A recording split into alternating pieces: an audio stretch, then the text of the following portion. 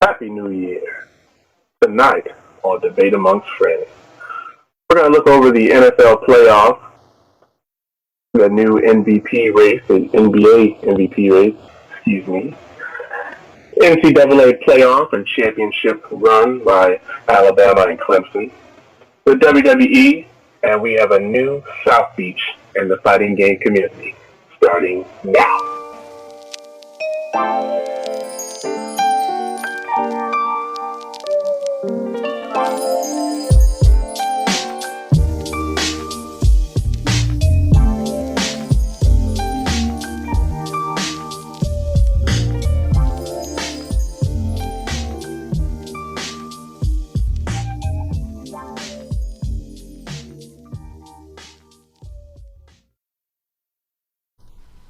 Ladies and gentlemen, and Happy New Year's! Welcome to 2017. I am Professor John Gotti, and this is Debates Among Friends, live on Mixlr. We're at you every single Wednesday night, 8:15 p.m. Eastern Standard Time. This is the 33rd edition of this podcast, and we're happy you decided to join us tonight. And always by my side, he's ready to drop bows and make you curl your toes. It's Mr. Wednesday Night himself, Dr. Trevor Smith. How you doing tonight? The one and only, my friend. I'm doing pretty good. Great to be back here on Debates Among Friends, and great to be back on the air for the people. Yeah, man, we've been gone for a little while. I mean, it's kind of ridiculous. Yeah, I almost forgot how to log into Mixlr. I see what you did there. Shout out to Mixlr for holding it down for us. Yeah, shout out to Mixlr. So we got a full night tonight. I guess we were starting with a little beatdown? A little beatdown? Was it a beatdown? Can we even call that a beatdown? I don't know what to call it, but the fact remain is Ronda Rousey is not who we thought she was anymore. Yeah, I mean, yikes. All over the Twitter sphere, the Facebook, Google Plus, everywhere has been talking about Ronda Rousey and her, 48-second defeat? It was pretty ridiculous, actually. The one thing I wanted to ask, I know we're not going to talk about this too much, because it was really, as quick as it was in the ring, is as quick as we should talk about it outside of the ring. We finally found something that was longer than Goldberg versus Brock Lesnar. That's all I can say. I mean, at least, CM Punk made it longer than that. Exactly. But the main question was, people were saying, is she overrated?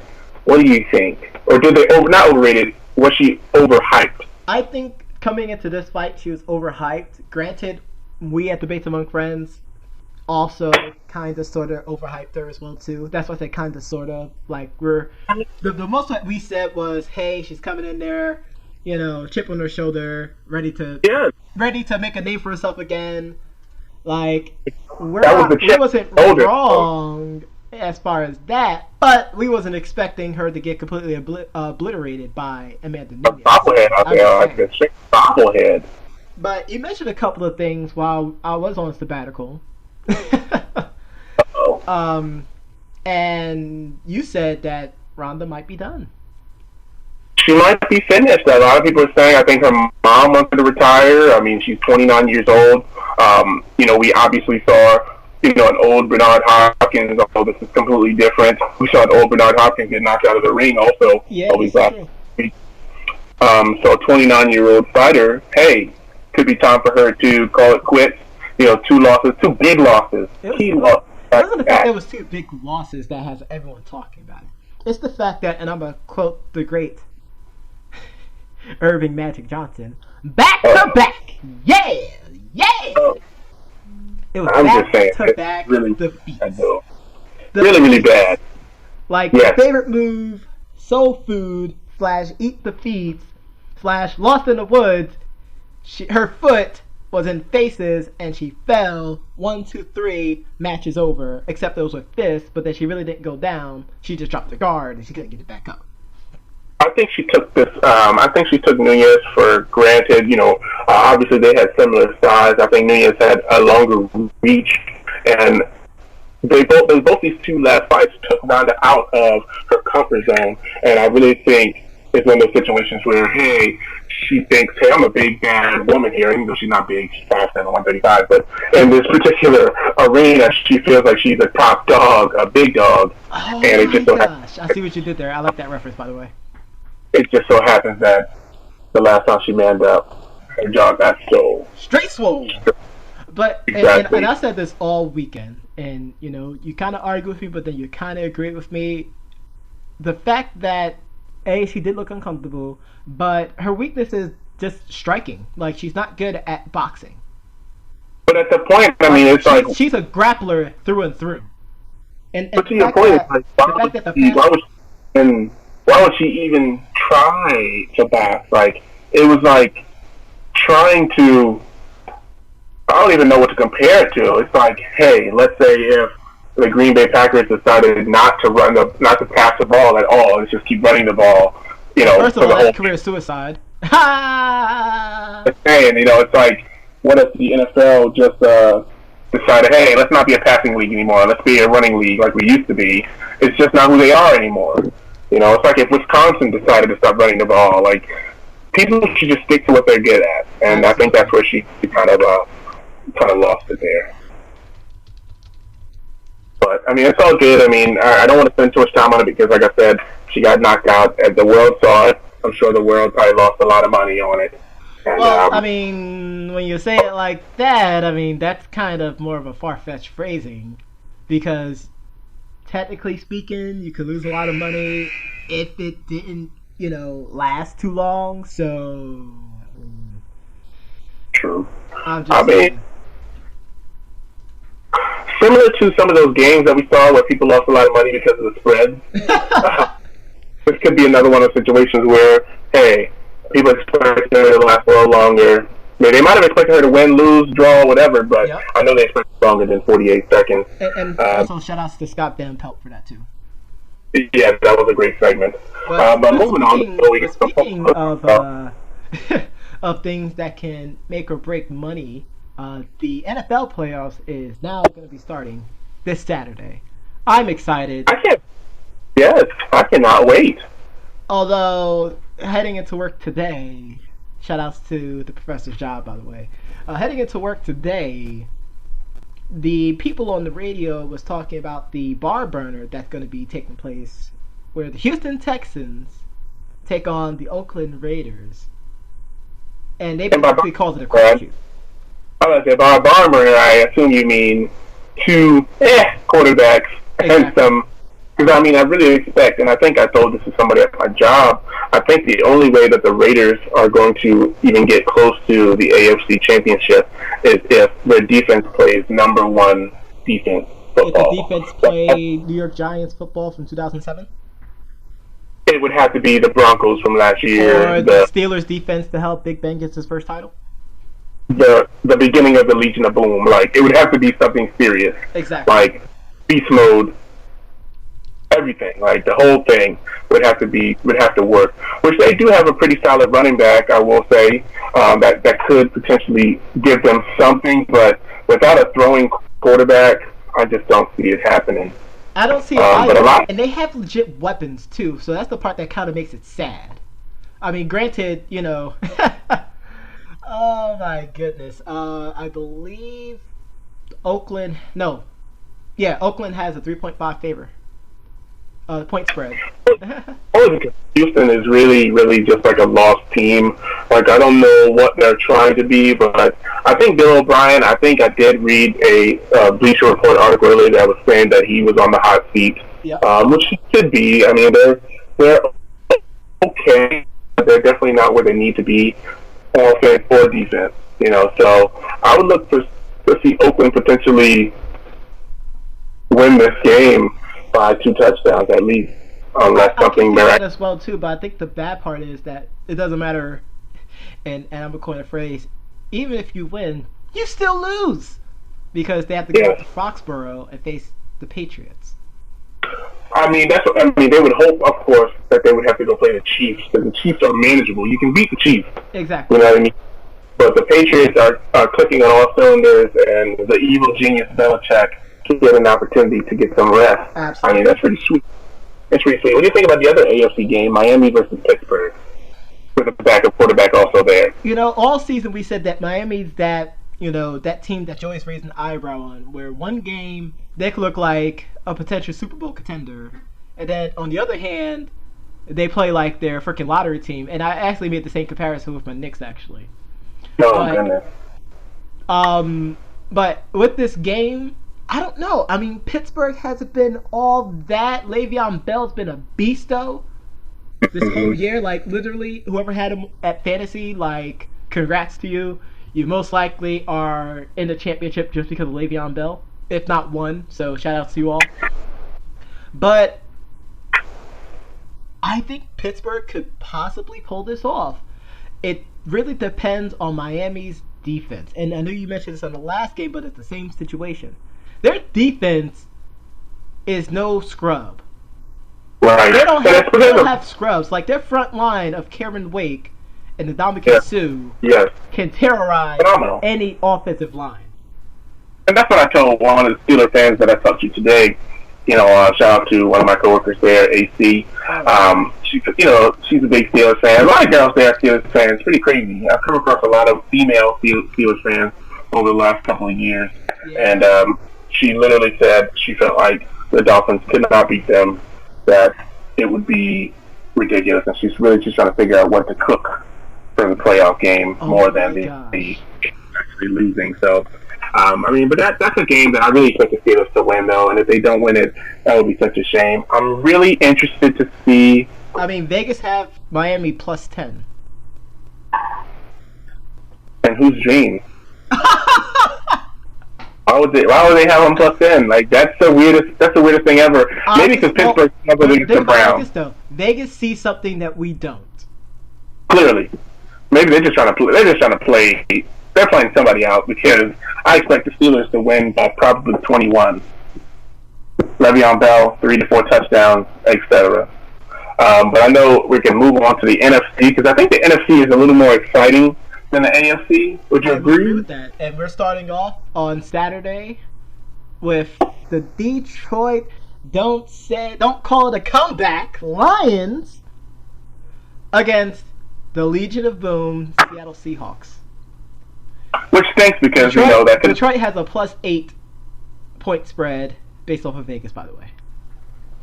I think that could have been the Bucks in this particular spot if we beat the Saints the week before last. But I think Seattle is still trying to find themselves. They keep giving up players, and then they keep losing players, and I think ultimately that's what's causing them to kind of fall.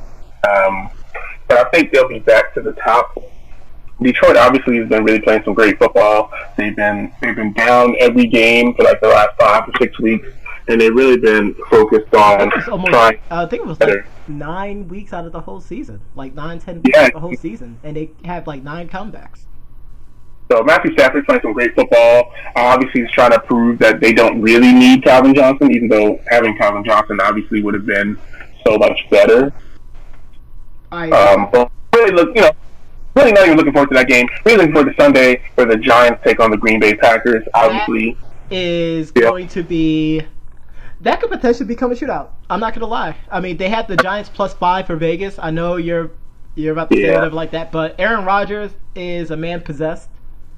I don't think this is the second time he stated something to the media and it came true. Like, I don't think the Giants have it in them to shoot out with anyone.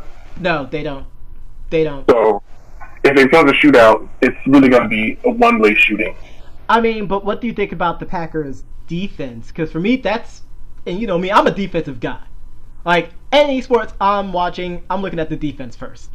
Like, what do you think about the Packs' defense? Do you think the Packs' defense can really hold the Giants down? Because that's what really will determine whether or not this could become a shootout or just become a Giants chasing kind of situation. I do. The only reason I think the defense can hold them is because the Giants' offensive line is not that great. It's not. It's terrible, actually. Yeah, so that would be the only thing I would keep my eye on, the Giants' offensive line. If they can pull it together, then maybe, but I would rather honestly see the Packers versus the Falcons than anything else. I don't want to see the Giants versus the Falcons. because I don't think we're going to see a repeat of a couple years ago when they held the Falcons to 2 points. Hilarious. Yeah, I don't think we're going to see that again. But yeah, I mean, I just think that that's going to be the more interesting game. Glad it's, on Sunday we get an opportunity to watch it. Not sure why, that's, and I wish they would have more games toward the end, like at nighttime. So I wish it would have been like 4:05 and then, 8:15, kind of reversed. I don't know why they put Detroit and Seattle. I know we have a tight schedule, but we just have breaking news. For TNA, Dixie Carter has resigned as chairman. Oh my goodness. How do you feel about that? It's a long time coming. And it's finally here. Well, I mean, she gave them some personality, but I think it overstayed its welcome.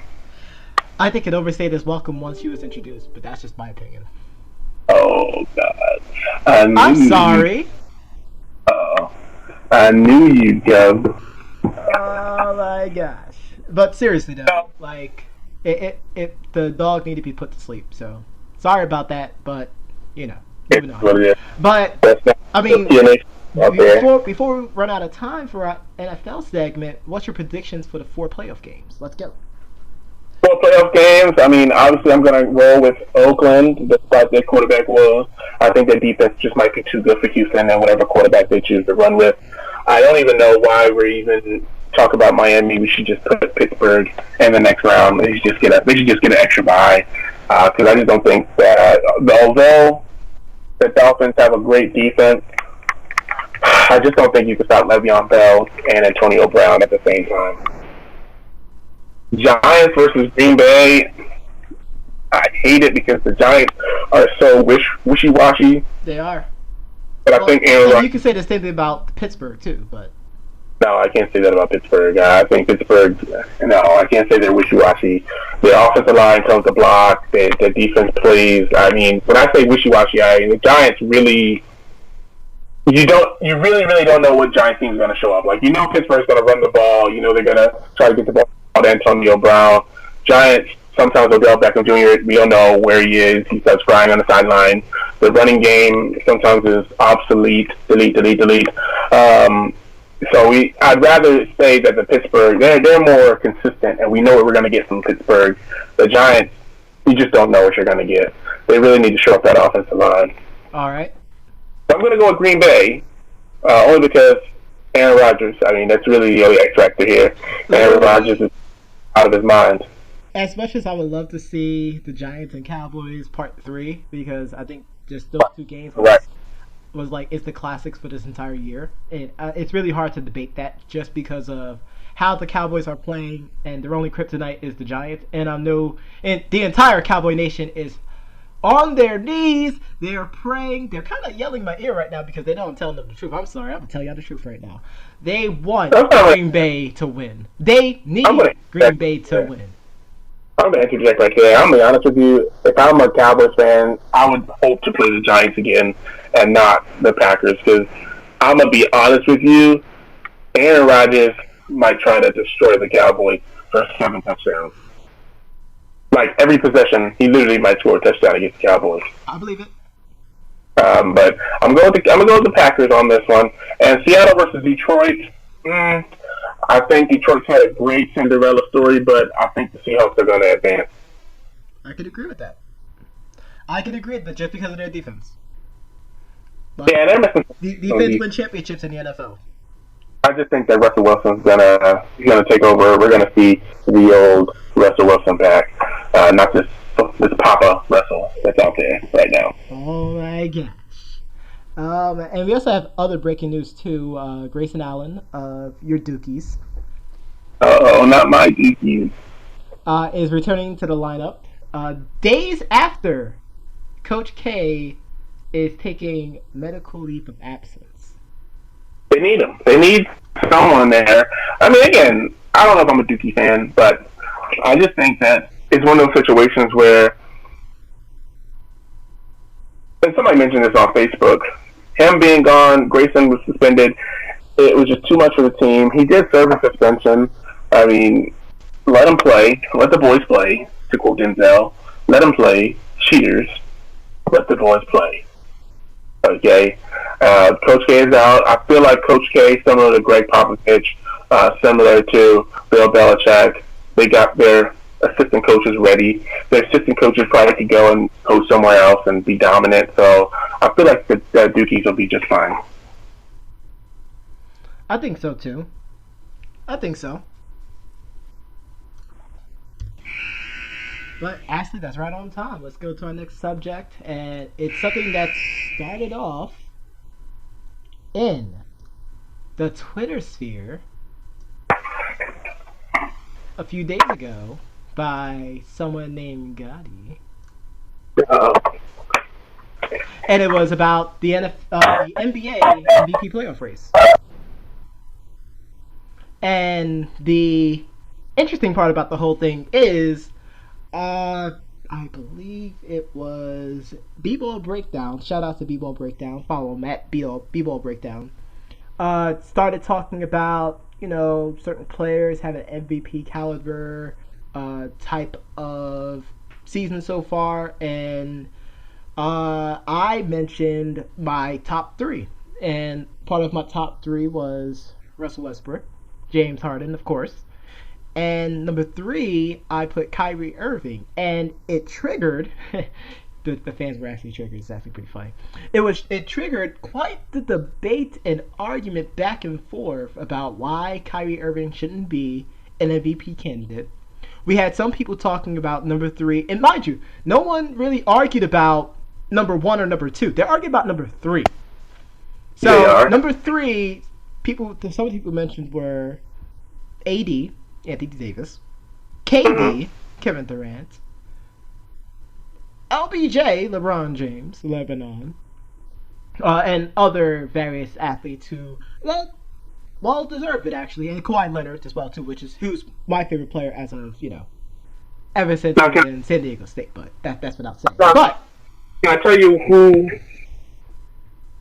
SB Nation and USA Today have as the top five here? Who? Just to give you an idea of who we're dealing with. The people want to know. All right, so this is as of January 3rd and January 4th for SB Nation. So January 3rd, USA Today has my Houston Rockets, James Harden, at number one, which, him and number two obviously are interchangeable. Russell Westbrook number two. But they actually have Lebanon James at number three. Well, that's more about popularity, but I'll get to that reason in a second. Go ahead. Well, they're saying that the reason is he's putting up his best assist numbers and hitting a better percentage on his three-point shot for the last couple of years, and that's why they're giving him the number three. Yeah, but that's more of a pity thing, not necessarily oh my goodness, you do it. You know what? Let's keep going, because before I do the I'm sorry part. And we just got more breaking news. Number 1 Villanova fell to number 18 Butler. Oh my gosh. First loss of the season and snapped a 20-game win streak as per Bleacher Report. Well, are we surprised with Butler, though? No, Butler always comes to play. I mean, you got to give him credit where credit is due. But, hey, it's better to lose now than to lose later in the tournament, right? This is true. Have him learn from it. So, number 4, the Golden State Warriors, Kevin Durant, as somebody did mention. And then rounding up at number 5 is Kawhi Leonard. Now, SB Nation, similar, James Harden, Russell Westbrook, LeBron James, but Kevin Durant's not in the top 5. He actually falls to number 8 on that list. Number 4 is Kawhi Leonard, and the red quote here says his shaky defensive numbers are misleading. Who's Kawhi's? Absolutely. So, I guess that's why they're not putting him in the top 3 just yet. And as I mentioned on that Twitter rant that you and the other gentlemen were on, Anthony Davis should be up there, I thought, above LeBron James, but his injuries kept him down. But a lot of people aren't talking about DeMarcus Cousins, They're not. who is scoring a pretty high number. He's tied. Him and Anthony Davis are tied at number 5. Then you have Chris Paul, at number 7. And then again, the one thing you mentioned, which they also mentioned here, what happened to Steph Curry? What happened to Steph Curry? The Steph train has left the station and it's not coming back. That's what happened. To keep in mind, to keep an eye on, which, I mean, he's really been balling, dominating. And somebody that this says here is they're receiving consideration, but the one person that I think, if he plays more consistently, 2 people actually, I'll throw 2 people out there: Jimmy Butler. Yes. And Giannis. Yes. Antetokounmpo. I will agree with that. I think the problem with Jimmy Butler is I don't think people are confident in his offensive play, so that's why he's not there. He's not consistent. No. I mean, one day he shows up and they say, Dwayne Wade takes up. The Greek Freak, they're not talking about him enough. Right. They're not talking about him enough, which is why he's not getting that exposure. So that explains that. Then could it be the market? Yes. But I'm going to agree and disagree with both articles. I will tell people what my top 5 is. And I'll explain why LeBron James should not be in the top 3. Well, yeah, I can agree with that. I think I said that. So, he should be. He should be low. Let's open up our history books real quick to, I believe, 1996. 1996, yo. Michael Jordan is having again a stellar season. Posting almost career numbers. Being the dominant force that we know and we love to this day. Jackie McMullen, a Boston beat writer at the time. Shout out to Jackie McMullen. And thank you for this information as well, too. Put out an article talking about the mailman Karl Malone, a power forward who's having a career year out in Utah. And in this article, she's basically making the bid to have Karl Malone in the MVP race. What ended up happening that year, and once again, it might be 1996. If it's wrong, people out there, please correct me. What ended up happening is not only did Karl Malone get into consideration for the MVP race, he was the MVP of that season. And the reason behind it, it's funny, but this is why LeBron won't win it. There's something called star power exhaustion. I've just made a new term. Star power exhaustion for MVP. And that means people get so tired of seeing the same people winning all the time that they really need to see someone else. And I could kind of argue about the whole Kevin Durant winning MVP thing, but that's for a different day. That's going to happen this year. What do you think? I mean, but see, this is why I disagree with you, because you did mention that the other day, and the only thing I think is when you say that, it discredits what James Harden and Russell Westbrook have done. But I clearly don't see LeBron winning this at all. All it is saying, hey, let's give credit to someone else, though. No. See, that's where I feel like you're discrediting them, because you're saying the only reason that they're getting credit is because we're not giving LeBron credit, which kind of discredits them. Yeah, and I think that. I mean, you said that LeBron having but the reason that LeBron's in the top 3 in those 2 articles is the fact that he has career assist numbers and career 3-point percentage. Well, that was just a part of it. Obviously, he's scoring. Whoop. I'm sorry. James Harden can top that 3-point percentage in his sleep. Russell Westbrook can throw out dimes with the best of them. Chris Paul is an assist monster. And and LeBron James get consideration for MVP because of those 2? Yeah, that's just blasphemy. I'm going to chill in my inner Stephen A. Smith and say, I'm calling bull malarkey on that. Keep in mind that those other players aren't scoring 25 points a game, 7 rebounds and 8 assists below him. Not below him, but below him. I'm sorry again. Russell Westbrook has how many triple doubles this season? That's why he's number 2. I'm sorry. James Harden has how many triple doubles this season? That's why he's number 1. Yes, Go James, go! And go Houston Rockets. I'm just saying, who's leading LeBron the league in assists this year? Who's leading the league in 3-point made this year? Who's leading that? Is it LeBron James? Does it say LeBron James? Because if it says that, if LeBron James is leading those two categories, then I could concede with the fact that he'll be number 3. But the fact that he wasn't, if he's not even in the top 2 for those two categories, don't come in my face and talk to me about that bull malarkey. Get out of my face. Rest of the league. That means, hey, I didn't look at Kawhi stats. I didn't look at, it says here, DeMarcus Cousins is number 2 in scoring at 29 points per game. So he probably should be higher up because he's averaging 10 rebounds per game. 29 and 10, great numbers. I mean, Chris Paul's been hurt. Obviously, Kevin Durant's been playing great basketball, but I mean, he's on a star-studded team, so it's like kind of overshadowed. So but that's why my top 5 is, and we have to move on. But my top 5 is once again interchangeably James Harden, Russell Westbrook, absolutely, Kyrie Irving because he's having a career year.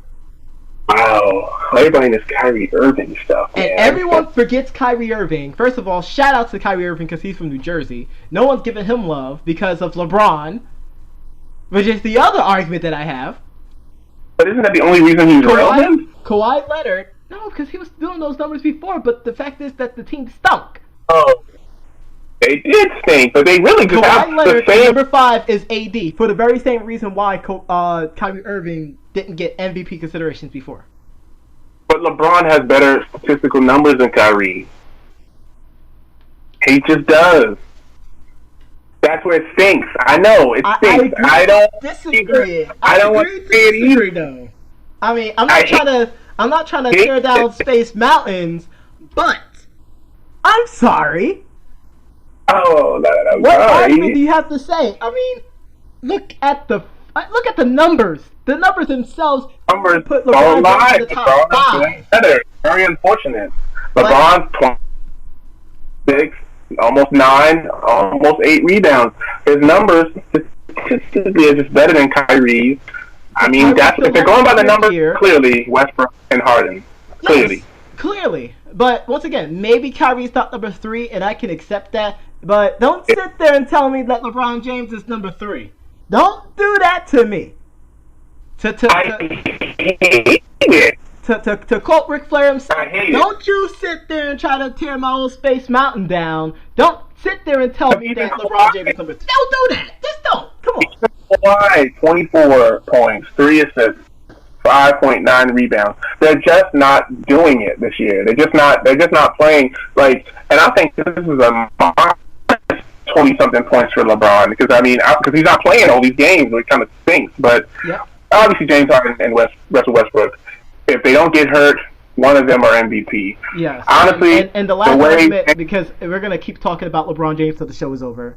Kevin Durant being in the top 5, he still doesn't show up for fourth quarters, and that, in my book, is not qualified him enough to be an MVP. I agree. I mean, just looking at it, James Harden, 28 points, almost 12 assists a game, 8 rebounds. I mean, you just can't argue with him and Russell Westbrook. But I know we got to move on because we still got some great things to talk about. And time ticking away. Yeah, let's talk about the NCAA playoff and championship game coming up on Monday. We got a chance to really watch some of the game here over the holidays. And we saw an Ohio State and a Washington team not show up to the big stage. Or were they outworked? I think it's a little bit of both. Ohio State was who we thought they were, first of all. Because they was like that all season. I mean, Urban Meyer puts together a pretty good product, though. They do, and the problem is their offense just stunk. I mean, they got the same. He's a seasoned quarterback, so there's no excuse there at quarterback. I mean, do they miss Zeke? They miss someone. Is that what it is? Zeke is the only one that's really missing. They missed someone. That's all I gotta say. They missed someone because they didn't show up. They look like bums. They should be ashamed of themselves, and they're sitting at home licking their wounds. I'm sorry Yeah, I to mean, say that for your Buckeyes fan, but How's it going? that was Everyone? just Martin from Yahoo absolutely Esports here, disgusting. and I'm joined by I was like, all right, they're going to come out, they're going to score a touchdown or two. We didn't even watch the second half because we felt like it was already over. But, I mean, my goodness. 0 points? 0 Not even a points. field goal? Nope, not even a field goal.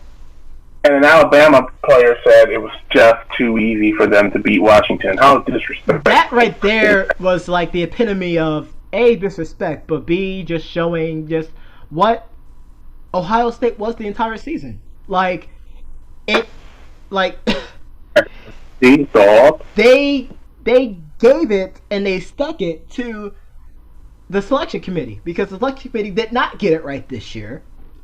You know, we said this off the podcast. They didn't get it right. Penn State should have been in there. Perhaps USC should have been in there. Like, another team that was more deserving of it should have been in there.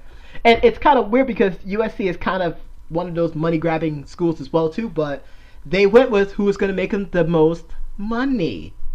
And I keep saying it. And it's like people listen to the professor, but then they don't listen to the professor until it actually happens. And then we have this.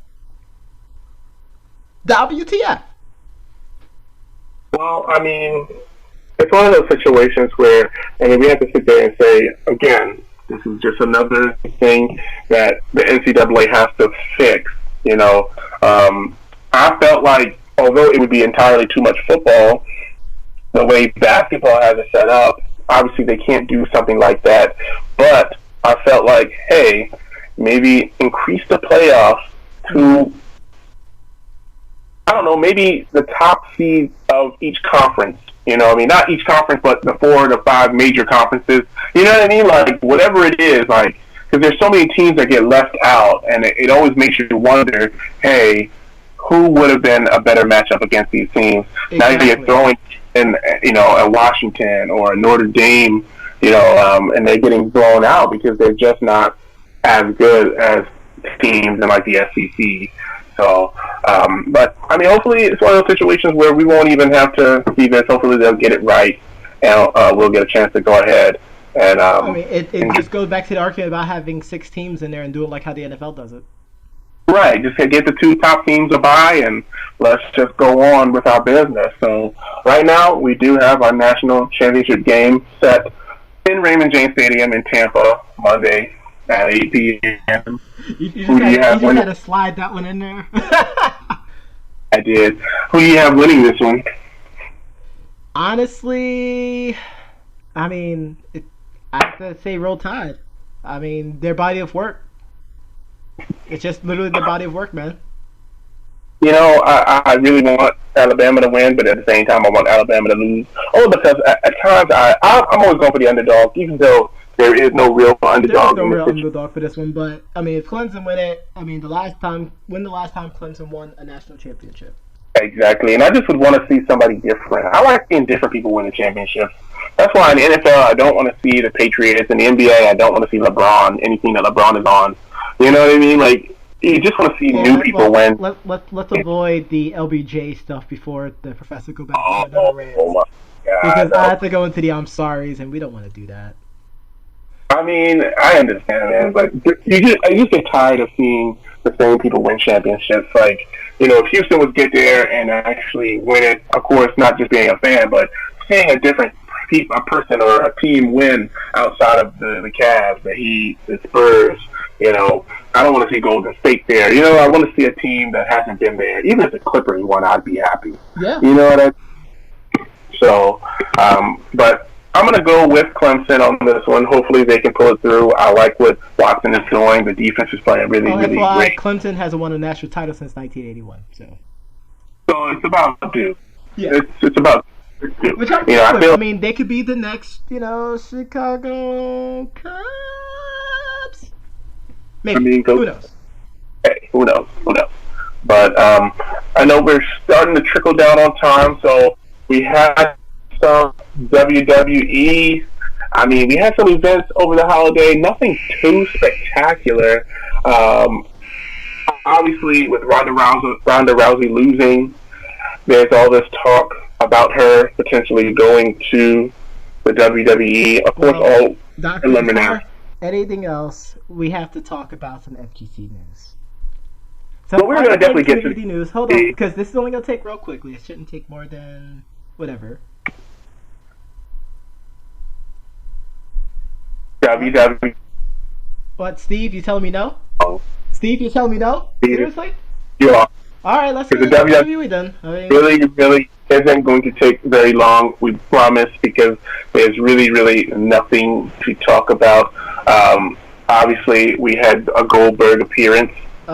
Oldberg. I'm tired of doing this. I'm tired of doing the same spiel. Like, he's old. He shouldn't be there. He shouldn't be getting championship opportunities because we know that's what's going to happen. Like, can I stop pretending now? You can. I mean, but you got into a little rant, over on Twitter as well about the, Goldberg. I think there was a little Roman Reigns in there. There was a lot of Roman Reigns. Uh-oh. What exactly happened on Twitter with you and said Twitter debate among fans? So Monday night on #Raw, because baby I like it raw. Uh-oh. Shout out to Enzo Amore. Actually, no shout out to Enzo Amore. Actually, the show was just dead. It was just bad. It was really bad. I'm sorry. Yeah. I hate to be a downer, but it was bad. So Roman Reigns actually defended his title. People forgot he actually had the title against Y2J, Mr. Superstar of the Year 2016. Between him and the Broken One. And Roman Reigns won. And not only did he win, he won after the ref threw out, and it's actually kind of fun because it's happened on SmackDown as well too, but the ref decided to not call him for a DQ. The stipulation was if he was to get counted out or disqualified, Roman Reigns would lose the title to Y2J. Y2J did the most ingenious thing and paid tribute to one of his friends, Eddie Guerrero. Hilarious. Pretended that he got hit in the head with the championship belt, threw it at Roman Reigns. Roman Reigns caught it, and then he laid down. The referee is like, "You really did this? You did?" And then Roman Reigns is pleading to him, and the referee decided not to do it. Seconds later, seconds later, Codebreaker 1-2 kick out, as we all know. And later, Spear 1-2-3, Roman Reigns win. So no DQ. Shout out to No DQ at No DQ. Posted about it, and I just said, yeah, it's really interesting how that anyone who wants to do the Eddie Guerrero ploy would win the match unless you're faced off against Roman Reigns. And it just started a maelstrom of people not even defending what I said. Well, not even arguing against what I said. They was for what I said. And it lasted all night long. Yeah, I definitely understand that. I mean, it's just one of those things. Like I said, I didn't give it a watch because I felt like, they really weren't going to put a good product over, the New Year's, over Christmas. So I was just like, you know what? I'm just going to take a break. We're going to get ready for this, whatever pay-per-view is next at this particular point. Raw of the year needs to make a statement. It didn't make any statements. Even the end piece where the boy Oldberg and Roman Reigns does a double spear doesn't tickle my willy whatsoever, folks. I'm sorry. We already know who's going to be wrestling at WrestleMania. We really don't want Roman Reigns to win again. Mm-hmm. And we just don't know. We just don't know who the Undertaker's fighting. Honestly, that's really it. Like it's to the point where we don't know, but then at the same time we don't care. I don't. Yeah, care. I just don't want to. You don't want to see the Undertaker die in the ring. That's really where it really comes down. That's really gonna happen. But speaking of things happening, I don't want to spend too much time on WWE because it really was uneventful. I really want to spend the last time. So we did a little switcheroo. Well, and also Dean Ambrose won the IC title last night. That's not really important. Nobody cares about Dean. I really feel like it's time for us to cut the WWE short. Things are going to start changing around here. Obviously, football season is coming to an end. NBA is going mid-season. People are starting to pull away. It's going to be a playoff race, and the NBA is going to be really, really easy. WWE kind of doing the same old stuff, waiting for play, pay-per-views and whatnot to come up. But this fighting game community, one in which we hope to be a major player in, both as a media outlet, as well as participants at EVO and potentially other gaming competitions, as well as potentially our new Debates Among Friends Twitch account. Yes. Today, approximately 6 to 7 hours ago, we saw a new world order. Yeah, so a few episodes back, and you can go to the tapes. Let me throw this part in there. Oh, by all means, go for it. Yeah, not only did Yahoo Sports put it out there, but ESPN also put an article out there, and this goes back to your point of saying, hey, this isn't just for a small group of people anymore. This is now national news. This not even national. This is global news. FGC, esports, League of Legends, Dota, all these games, they're big. And I've been saying it for the past 3 years. People didn't believe me. People thought I was a geek. Well, how do you like them apples? Hashtag you like that. Hashtag debates among friends. Hashtag plus. The one thing here that I wanted to point out is the team Echo Fox, which a lot of people might not know out there, which I'm looking at right now, is actually Rick Fox's team. Yes, it is. Which obviously blends. Which I was going to also talk about, but go ahead. By all means, introduce it. No. This is very important that I do this because, the fighting game community, it's time for the names now. Mm-hmm. And the fact that you have Echo Fox signing Justin Wong. Your boy. Tokito. Yes. Momochi. Both Momochis. Him and his girl. Which is unbelievable. No. They're a package deal. Oh, it does say Momochi. It does. It says Choco Blanco. Is that what it's Coco? Choco Blanco. Okay. Choco Blanco. Choco Blanco. It's good. Bringing in Sonic Fox and Scar. Could you imagine if we got a Smug sighting here? Is Smug next? Anything's possible. Literally anything is possible. Like, this is big news, ladies and gentlemen. I mean, Justin Wong's been with Evil Geniuses for the longest. And also the former Evil Genius FGC manager, Antonio Javier, was also a long-time member of Evil Geniuses. He also signed with Echo Fox as well, too. I mean, this is big news, ladies and gentlemen. This is shaking up the fighting game community, and as the doctor so eloquently stated, this is a new world order. I'm looking forward to this season of the FGC. It's going to be awesome. There's going to be new rivalries started. Like, I'm excited. This is amazing. They also signed the Smash Brother Wii U player, MK Leo, as well, too. But I'm looking forward to this. I mean, I've been saying that we're here. No one believed me, but we're here. I'm excited for this. This is going to be great. It's weird because, obviously, and I think I mentioned this earlier off the podcast, but, when Sonic Fox left, he was the first person, the real major free agent out there. He was the major free agent.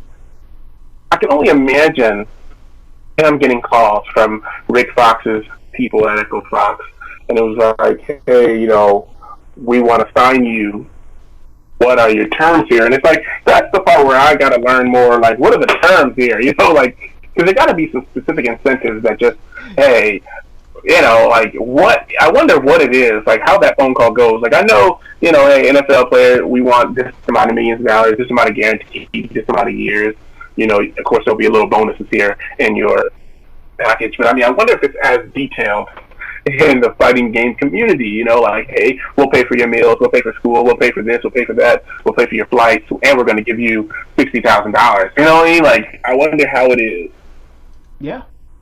And actually, I'm just reading a tweet that just happened an hour ago from Justin Wong's former teammate, your boy, my boy, Kenneth Bradley, a.k.a. K-Brad. And he stated, Echo Fox, huh? They're snatching all the talent. I can't believe it when I heard the news. And he also made a video too. But it's hitting everywhere, man. Echo Fox is here. You know what? I'm actually going to have to tweet this as well too. No one does this before me. No one. But Echo Fox is snatching all the talent, and they have arrived in 2017. Drink it in, man. In a new world order. But I can't wait. I can't wait. It's really when I saw the news, first of all, like, it's not just them signing, Justin Long, Tokito, I mean, it's a combination of signings. Like, they're branching out different games, Street Fighter, Super Smash Brothers. You know what I mean? Like, it was real strategic. It was almost like, shall we say? They have League of Legends, Counter-Strike, Call of Duty. Like, they have a variety of games, which is great. It is really great. I'm not sure if Rick Fox is out there tampering. No, in fact, the only issue that they had was, this team is just a year old. Oh, just 2 years old. Like, it's new. Right. It's hot. New teams don't typically get the big names unless there's something else going on that's out there. Yeah, like the contracts have to be really, really superb for them to be getting all this talent. I don't think, obviously, it's not just Rick Fox's name, because a lot of these players probably don't even know who Rick Fox is. Don't be surprised. A lot of them from the West Coast, so they know who Rick Fox is. Don't sell them too short, man. Even if they're from the West Coast, Rick Fox might hit 1 or 2 threes, but everybody knows that the Black Mamba is Lakers. Okay, oh, the shade thrown at Rick Fox. Oh my gosh. Take a look. He took a picture with Kobe. He must be cool. Oh my god. That's hilarious. But this isn't like humongous news. Like if Echo Fox got like infiltration, then I'd be like, oh my god, like this is getting out of hand. And then obviously the doctor would be going out getting the Echo Fox T-shirt right now, because infiltration is his absolute favorite player of all time. Sure. He said, infiltration, I'll take you in a first to 10. Sure.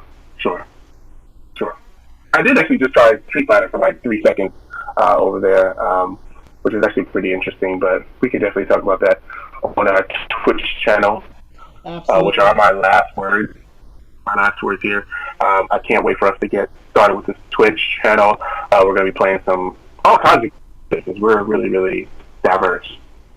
Yes, I'm actually looking forward to doing that as well too. Introducing doctors to some new games.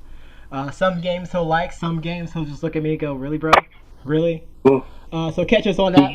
We'll put the information out there on our Twitter sphere and Facebook page as well too. So make sure y'all connect with us.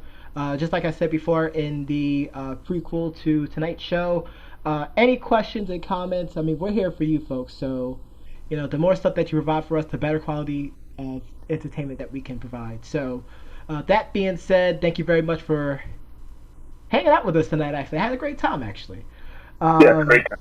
But we're gonna leave you with an exclusive track from a group called Drum and a Tantrum. I actually personally know one of the people inside of the group. I went to high school with him, so shout out to him. He knows who you are. Miss you. Can't wait to come back to New Jersey, hang out with you. But the song is called Time and Again, and we'll put the description out there for you as well too in the post, and we'll catch you soon. I am Professor John Gotti. And I am the doctor, Mr. Wednesday Night. Mr. Wednesday Night. And we'll catch you again soon. Peace and love. Peace.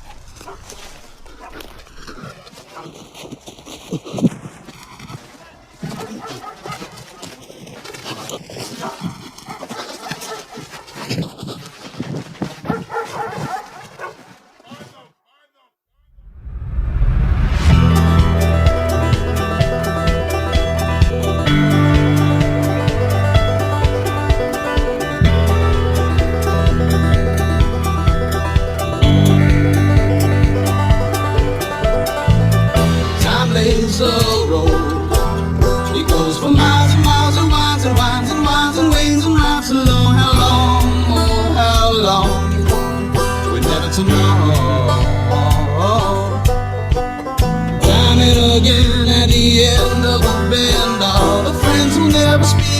and they just seek out who they depend upon.